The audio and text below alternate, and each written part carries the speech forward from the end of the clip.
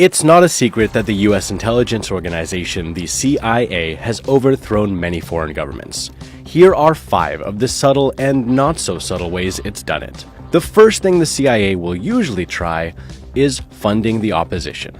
This is the safest and easiest method for the CIA. It can be as simple as giving money to opposition groups or as complicated as supporting a military coup. And it happened in South Vietnam in 1963. Similar instances happened in Brazil and Guatemala. Declassified documents show how the CIA supported the coup plotters, namely Vietnamese generals, to oust the country's leader, Ngo Dinh Diem. Number 2. Assassination.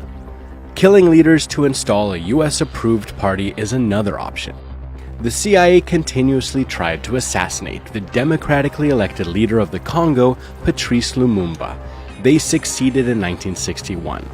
But public support for Lumumba was so high that they couldn't put his opponent in power. What followed was 4 years of political chaos. 3. Destroying the economy, or economic assassination. By using overt and covert means to destroy the target country's financial system, like embargoes, the US can force a political party to crumble. This strategy was used against Chile in the 1970s.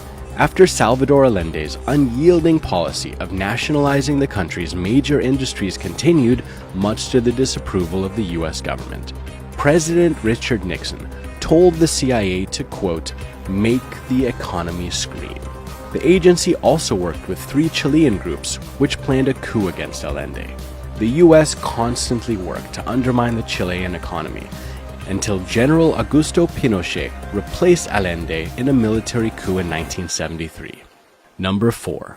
Media takeover. The CIA will buy and use newspapers, TV, and radio stations to change public opinion and push anti-government rhetoric. This is what it did in Rome, Italy in the mid-20th century. The CIA bought and owned 40% of the Rome Daily America, initially to keep it from falling into communist control.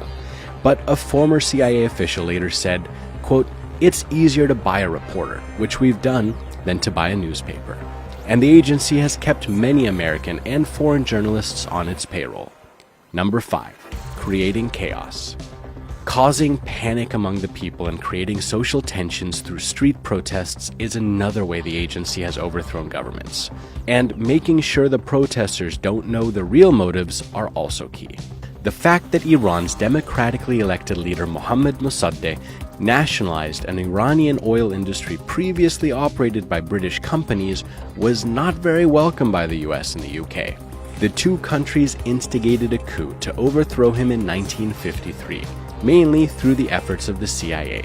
To throw Mossadegh out, millions of dollars were channeled into Tehran to buy off his supporters and finance street protests. The result? Mossadegh ended up living the rest of his life under house arrest. This is what we do know about the secretive organization. But who knows what we don't know?